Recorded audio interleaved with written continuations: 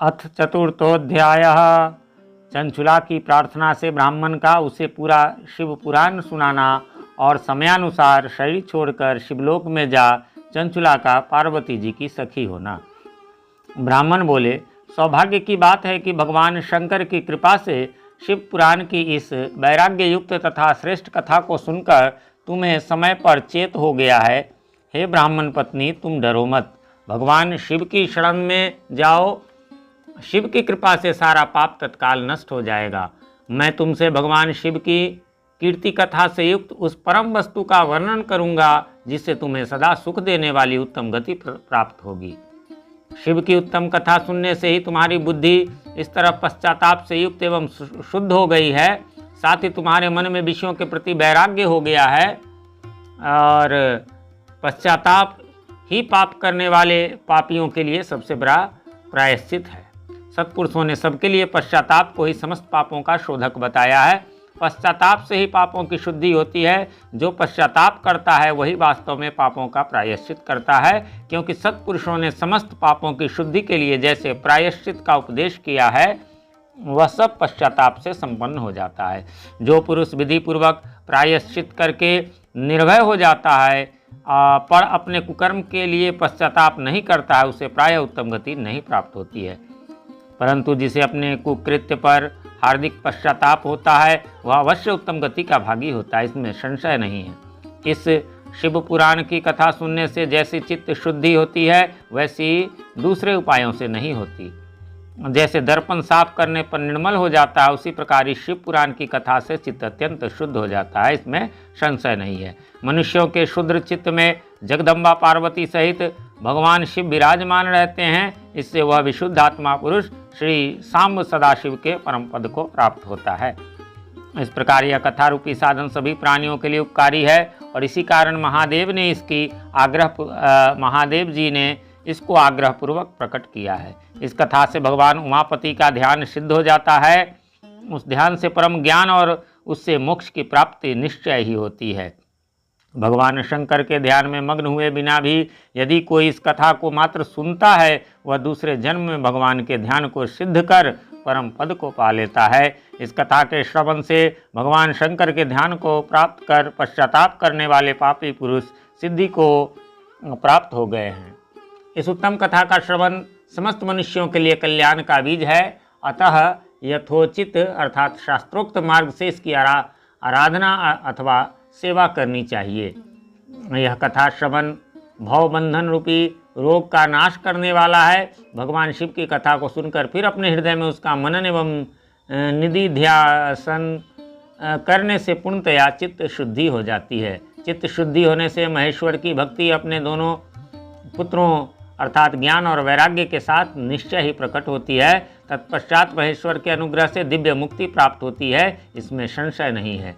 जो शिव भक्ति से वंचित है उसे पशु समझना चाहिए, क्योंकि उसका चित्त माया के बंधन में आसक्त है। वह निश्चय ही संसार बंधन से मुक्त नहीं हो पाता।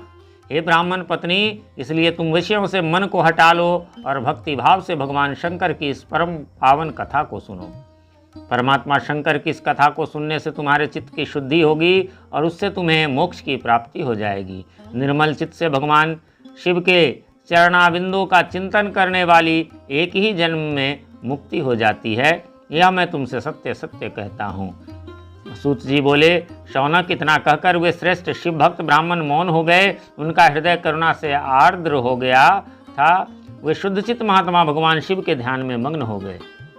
तदनंतर बिंदुक की पत्नी चंचुला मन ही मन प्रसन्न हो उठी। ब्राह्मण का उक्त उपदेश सुनकर उसके नेत्रों में आनंद के आंसू छलक आए थे। वह ब्राह्मण पत्नी चंचुला हर्षित हृदय से उन श्रेष्ठ ब्राह्मण के चरणों में गिर पड़ी और हाथ जोड़कर बोली, मैं कृतार्थ हो गई। तत्पश्चात उठकर वैराग्य युक्त तथा उत्तम बुद्धि वाली वह स्त्री जो अपने पापों के कारण आतंकित थी, उन महान शिव भक्त ब्राह्मण से हाथ जोड़कर गदगद वाणी में कहने लगी। चंचुला बोली, हे ब्राह्मण, हे शिव भक्तों में श्रेष्ठ, हे स्वामिन, आप धन्य हैं, परमार्थदर्शी हैं और सदा परोपकार में लगे रहते हैं, इसलिए आप श्रेष्ठ साधु पुरुषों में प्रशंसा के योग्य हैं। हे साधो, मैं नरक के समुद्र में गिर रही हूँ, आप मेरा उद्धार कीजिए। पौराणिक अर्थ तत्व से संपन्न जिस सुंदर शिव पुराण की कथा को सुनकर मेरे मन में संपूर्ण विषयों से वैराग्य उत्पन्न हो गया। उसी इस शिव पुराण को सुनने के लिए इस समय मेरे मन में बड़ी श्रद्धा हो रही है। सूत जी बोले, ऐसा कहकर हाथ जोड़कर उनका अनुग्रह पाकर चंचुला उस शिव पुराण की कथा को सुनने की इच्छा मन में लिए उन ब्राह्मण देवता की सेवा में तत्पर हो वहाँ रहने लगी। तदनंतर शिव भक्तों में श्रेष्ठ और शुद्ध बुद्धि वाले उन ब्राह्मण देवता ने उसी स्थान पर उस स्त्री को शिव पुराण की उत्तम कथा सुनाई। इस प्रकार उस अर्थात गोकर्ण नामक महाक्षेत्र में उन्हीं श्रेष्ठ ब्राह्मण से उसने शिव पुराण की वह परम उत्तम कथा सुनी, जो भक्ति, ज्ञान और वैराग्य को बढ़ाने वाली तथा मुक्ति देने वाली है। उस परम उत्तम कथा को सुनकर वह ब्राह्मण पत्नी अत्यंत कृतार्थ हो गई। उन सद्गुरु की कृपा से उसका चित्त शीघ्र ही शुद्ध हो गया और भगवान शिव के अनुग्रह से उसके हृदय में शिव के सगुण रूप का चिंतन होने लगा। इस प्रकार सद्गुरु का आश्रय लेकर उसने भगवान शिव में लगी रहने वाली उत्तम बुद्धि पाकर शिव के सच्चिदानंदमय स्वरूप का बारंबार चिंतन आरंभ किया। वह प्रतिदिन तीर्थ के जल में स्नान करके जटा और वल्कल धारण करने लगी तथा समूची देह में भस्म लगाकर रुद्राक्ष के आभूषण धारण करने लगी। वह भगवान शिव के नाम जप में लगी रहती थी। संयमित वाणी और अल्पाहार करते हुए गुरु के बताए मार्ग से वह शिव जी को प्रसन्न करने लगी। हे शौनक, इस प्रकार शंभु का उत्तम ध्यान करते हुए उस चंचुला का बहुत सा समय बीत गया। तत्पश्चात समय के पूर्ण होने पर भक्ति, ज्ञान और वैराग्य से युक्त हुई चंचुला ने अपने शरीर को बिना किसी कष्ट के त्याग दिया। इतने में ही त्रिपुर शत्रु भगवान शिव का भेजा हुआ एक दिव्य विमान द्रुत गति से वहां पहुंचा, जो उनके अपने गणों से संयुक्त और भांति भांति के शोभा साधनों से संपन्न था। चंचुला उस विमान पर आरूढ़ हुई और भगवान शिव के श्रेष्ठ पार्षदों ने उसे तत्काल शिवपुरी में पहुंचा दिया। उसके सारे मल धुल गए थे।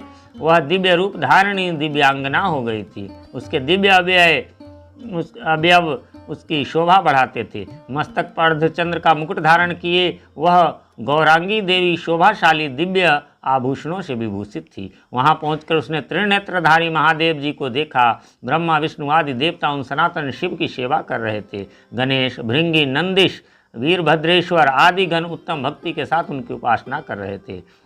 उनकी अंग कांति करोड़ों सूर्यों के समान प्रकाशित हो रही थी।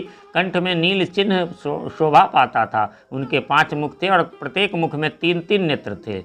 मस्तक पर अर्धचंद्राकार मुकुट शोभा देता था। उन्होंने अपने वामांग में गौरी देवी को बिठा रखा था, जो विद्युत पुंज के समान प्रकाशित थीं।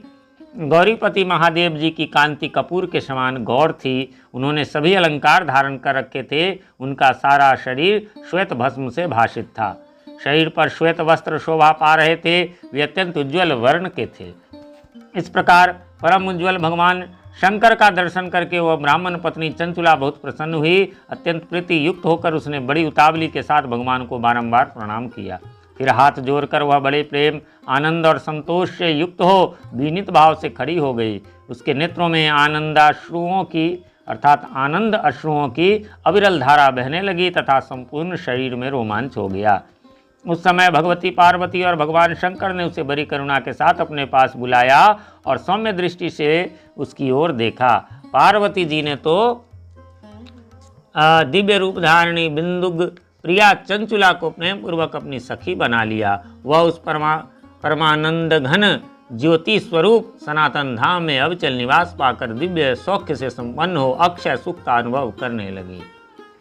इस प्रकार श्री स्कंद पुराण के अंतर्गत शिव पुराण महात्म्य में चंचुला सद्गति वर्णन नामक 4था अध्याय पूर्ण हुआ।